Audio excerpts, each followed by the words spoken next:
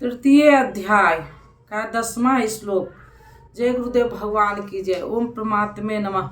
गुरु ब्रह्मा गुरु विष्णु गुरुदेवो महेश्वर गुरु साक्षात परम ब्रह्मा तस्मै श्री गुरुवे नमः। जय गुरुदेव भगवान की जय। प्रजापति ब्रह्मा के कल्प के आदि में यज्ञ सहित प्रजा को रचकर कहा कि इस यज्ञ द्वारा वृद्धि को प्राप्त हो। यह यज्ञ तुम लोग की जिसमें अनिष्ट न हो, विनाश रहित इष्ट संबंधी कामना की पूर्ति करेगा। यज्ञ सहित प्रजा को किसने रचा? प्रजापति ब्रह्मा ने। ब्रह्मा कौन? क्या 4 मुख 8 आंखों वाला देवता जैसा प्रचलित है? नहीं, श्री कृष्ण के अनुसार देवता नाम की कोई अलग सत्ता है ही नहीं। फिर प्रजापति कौन? प्रस्तुत जिसने प्रजा को मूल उद्यम परमात्मा में प्रवेश पा लिया है वह महापुरुष प्रजापति है। उसकी बुद्धि ही ब्रह्मा है। अहंकार सिद्ध बुद्धि अज मन शशि चित्त महान। रामचरितमानस में 6 से 15वां श्लोक में उस समय बुद्धि का यंत्र मात्र होती है। उस पुरुष की वाणी में परमात्मा ही बोलता है। भजन की वास्तविक क्रिया प्रारंभ हो जाने पर बुद्धि का उत्तरोत्तर उत्थान होता है। प्रारंभ में वह बुद्धि ब्रह्म विद्या से संयुक्त होने के कारण ब्रह्म विद्धि कही जाती है। क्रमश विकारों का शमन होने पर ब्रह्म विद्या में श्रेष्ठ होने पर वह ब्रह्म विद्यु कही जाती है। उत्थान और सूक्ष्म हो जाने पर बुद्धि की अवस्था विकसित हो जाती है। वह विद्यान कहलाती है। उस अवस्था में ब्रह्म वेत्ता पुरुष दूसरों को भी उत्थान मार्ग पर लाने का अधिकार प्राप्त कर लेता है। बुद्धि की प्रकाष्ठा ब्रह्म दुरुस्ती अर्थात ब्रह्म की वह अवस्था जिसमें इष्ट प्रवाहित है। ऐसी स्थिति वाले महापुरुष प्रजा के मूल उद्यम परमात्मा में प्रविष्ट और स्थिर रहते हैं। ऐसे महापुरुष की बुद्धि मात्र यह न है, वे ही प्रजापति कहलाते हैं। वे प्रकृति के द्वंद्व का विश्लेषण कर आराधना क्रिया की रचना करते हैं। यह यज्ञ के अनुरूप संस्कार का देना ही प्रजा की रचना है। इससे पूर्व समाज अचेत एवं अवस्थित रहता है। सृष्टि अनादि है। संस्कार चल पहले से ही है, किंतु अस्त व्यस्त एवं प्रकृति है। यज्ञ के अनुरूप उन्हें ढालना ही रचना या सजाना है। ऐसे महापुरुष ने कल्प के आदि में यज्ञ सहित प्रजा की रचना की। कल्प निरोग बनाता है, वैध कल्प देता है, कोई काया कल्प कराता है। यह क्षणिक शरीर का कल्प है। वास्तविक कल्प तो तब है जब भवघोर से मुक्ति मिल जाए। आराधना का प्रारंभ इस कल्प की शुरुआत है। आराधना पूर्ण हुई तो आपका कल्प पूरा हो गया। इस प्रकार परमात्मा स्वरूप महापुरुष ने भजन के प्रारंभ में यज्ञ सहित संस्कार को सुगंधित कर कहा कि इस यज्ञ से तुम वृद्धि को प्राप्त हो। कैसी वृद्धि? क्या मकान कच्चे से पक्का बन जाएगा? क्या आय अधिक होने लगेगा? नहीं, इष्ट संबंधी कामना की पूर्ति करेगा।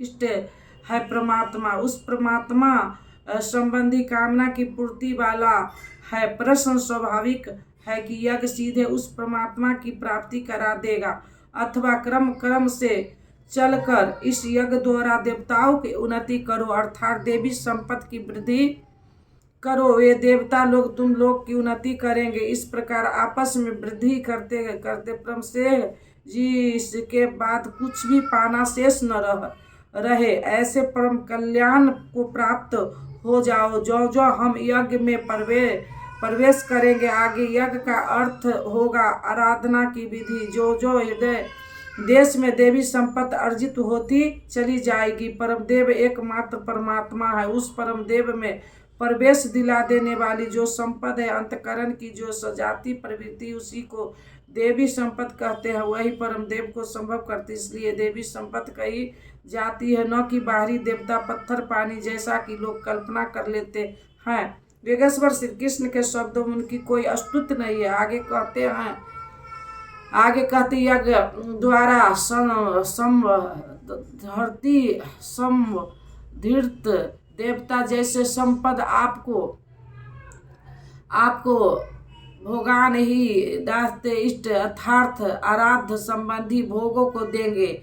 अन्न कुछ नहीं देते, दत्ता तो वे एकमात्र देने वाले हैं। इष्ट को पाने का अन्न कोई विकल्प नहीं है।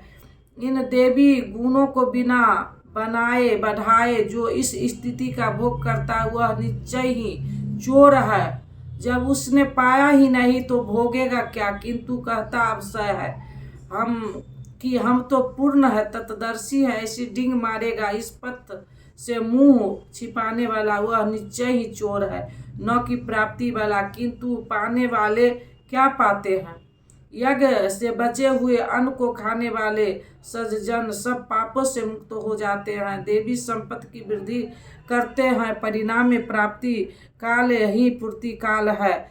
जब यज्ञ पूर्ण हो गया तो शेष बचा हुआ ब्रह्मा ही अन्न है। इसी को श्री कृष्ण ने दूसरे शब्द में कहा, यज्ञ जिसकी सृष्टि करता उस आसन का पान करने वाला ब्रह्मा प्रविष्ट हो जाता है। यहाँ वे कहते हैं कि यज्ञ से शेष बचे हुए असन का ब्रह्म पीयूष का पान करने वाला सब पापों से छुटकारा पा जाता है। संत जन तो छूट जाते हैं, किंतु पापी लोग मोह के माध्यम से उत्पन्न शरीर के लिए ही पचते हुए पाप खाते हैं। उन्होंने भजन भी किया तो आराधना को समझा, अग्रस्त भी हुए तो, किंतु बदले में एक मीठी सी चाह पैदा हो गई कि आत्म पर्यान शरीर के लिए और शरीर के संबंधों को लेकर कुछ मिले। उसे मिल तो जाएगा, किंतु उतने भोग के पश्चात वह अपने को वही खरा पाएगा जहाँ से चलना प्रारंभ किया था। उसने बड़ी क्षति की क्या होगी। जब शरीर नश्वर है तो इसके सुख भोग कब तक साथ देंगे। वे आराधना तो करते हैं, किंतु बदले में पाप ही खाते हैं।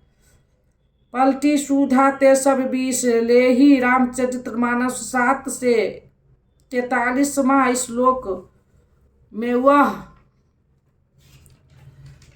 नष्ट तो नहीं होगा किंतु आगे नहीं बढ़ेगा। इसलिए श्री कृष्ण इस भाव कर्म भजन करने पर बल देते हैं। अभी तक श्री कृष्ण ने बताया कि यज्ञ परम श्रेय देता है और उसकी रचना महापुरुष द्वारा होती है, किंतु ये महापुरुष प्रजा की रचना में क्यों प्रवृत्त होते हैं। इस पर कहते हैं,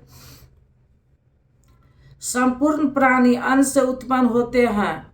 अन्न परमात्मा ही है। उन पीयूष को ही उद्देश्य बनाकर प्राणी यज्ञ की ओर अग्रस्त होता है। अन्न की उत्पत्ति वृष्टि से होता है, बादलों से होने वाली वर्षा नहीं, अपितु कृपा वृष्टि पूर्ण संचित यज्ञ कर्म ही इस जन्म में जहाँ से साधन छूटा था वहीं से इष्ट कृपा के रूप में बरस पड़ता है। आज ही आराधना कल कृपा के रूप में मिलेगा। इसलिए वृष्टि यज्ञ से होती है। स्वाहा बोलने और तिल जौ जलाने से वृष्टि होती तो विश्व की अधिकांश मरुभूमि उत्सर क्यों रहती, उसरा बन जाती। यहाँ कृपा वृष्टि यज्ञ की देन है। यह यज्ञ कर्मों से ही उत्पन्न होने वाला है। कर्म से यज्ञ पूर्ण होता है। इस कर्म को वेद से उत्पन्न हुआ जान। वेद ब्रह्म स्थिति महापुरुष की वाणी है जो तत्विदित नहीं है। उसकी प्रत्यक्ष अनुभूति का नाम वेद है, न कि कुछ लोग ग्रहण संग्रह। वेद अविनाशी परमात्मा से उत्पन्न हुआ जान कहता है महात्माओं ने, किंतु वे परमात्मा के साथ हो चुके हैं। उनके माध्यम से अविनाशी परमात्मा ही बोलता है। इसलिए वेद को अपश्रु से कहा जाता है। महापुरुष वेद कहाँ से पा गए, तो वेद अविनाशी परमात्मा से उत्पन्न हुआ। वे महापुरुष के तरतुद है, वे मात्र यंत्र है। इसलिए उनके द्वारा वही बोलता है, क्योंकि यज्ञ के द्वारा ही मन को निरोध काल में वह विदित होता है। उससे सर्वव्यापी परम अक्षर परमात्मा सर्वदा यज्ञ में ही प्रतिष्ठित है। यज्ञ ही उसे पाने का एकमात्र उपाय है। इस पर बल देते हैं। हे पार्थ, जो पुरुष इस लोक में मनुष्य शरीर प्राप्त कर इस प्रकार चलाए हुए साधक चक्र के अनुसार नहीं बढ़ता, अर्थात देवी संपत्ति का उत्कर्ष, देवताओं की बुद्धि वृद्धि और परस्पर बुद्धि के द्वारा अक्षय धाम को प्राप्त करना, इस क्रम के अनुसार जो नहीं बरतता, इंद्रियों का आराम चाहने वाला, वह पपायु पुरुष व्यर्थ ही जीता है। बंधुओं, योगेश्वर श्री कृष्ण ने अध्याय 2 में कर्म का नाम लिया और इस अध्याय में बताया कि नियत कर्म का आचरण कर यज्ञ की प्रक्रिया ही कर्म है, इसके सिवाय जो कुछ किया जाता है वह इसी लोक का बंधन है। इसलिए संग दोष से अलग रहकर उस यज्ञ की पूर्ति के लिए कर्म कर आचरण कर उन्होंने यज्ञ की विशेषताओं पर प्रकाश डाला और बताया कि यज्ञ की उत्पत्ति ब्रह्मा से है। प्रजा अन्न को उद्देश्य बनाकर उस यज्ञ में प्रवृत्त होता है। यज्ञ कर्म से और कर्म औषधि वेद से उत्पन्न होता है, जबकि वेद मंत्रों से दृष्टा महापुरुष ही थे, उनका पुरुष तिरोहित हो चुका था। प्राप्ति के साथ अविनाशी परमात्मा ही शेष बचा था, इसलिए वेद परमात्मा से उत्पन्न है। सर्वव्यापी परमात्मा यज्ञ में सर्वदा प्रतिष्ठित है। इस साधक चक्र के अनुसार जो नहीं बरतता वह पपायु पुरुष, इंद्रियों को सुख चाहने वाला, व्यर्थ ही जीता है। अर्थात यज्ञ ऐसी विधि विशेष है जिसमें इंद्रियों का आराम नहीं, आपूर्ति अक्षय सुख है। इंद्रियों के संयम के साथ उसमें लगने का विधान है। इंद्रियों का आराम चाहने वाला पपायु है। अभी तक श्री कृष्ण ने बताया है कि यज्ञ है क्या, परंतु यज्ञ करते ही रहेंगे या इसका कभी अंत भी होगा। इस पर योगेश्वर कहते हैं परंतु जो मनुष्य आत्मा में ही रत, आत्म तृप्त और आत्मा में ही संतुष्ट है, उसके लिए कोई कर्तव्य नहीं रह जाता। यही तो लक्ष्य था। जब तक अव्यक्त सनातन अविनाशी आत्म तत्व प्राप्त हो गया तो आगे ढूंढे किसे। ऐसे पुरुष के लिए न कर्म की आवश्यकता है, न किसी आराधना की ही। आत्मा और परमात्मा एक दूसरे के प्राय है, इसी का पुनः चिंतन करते हैं। जय गुरुदेव भगवान की जय। अब दे दो गीता ज्ञान मिटे अज्ञान, गुरु जी हमारे हम आए शरण तुम्हारे। बालकपन खेलन में खोया, जब निंद्रा में तू सोया, भय वृद्धित हो गई जर्जर कत हमारे हम आए शरण तुम्हारे। सुत मात पिता बंधव दारा, नस्वर संबंध है सारा, जाएंगे संग शुभ शुभ कर्म हमारे, हम आए शरण तुम्हारे।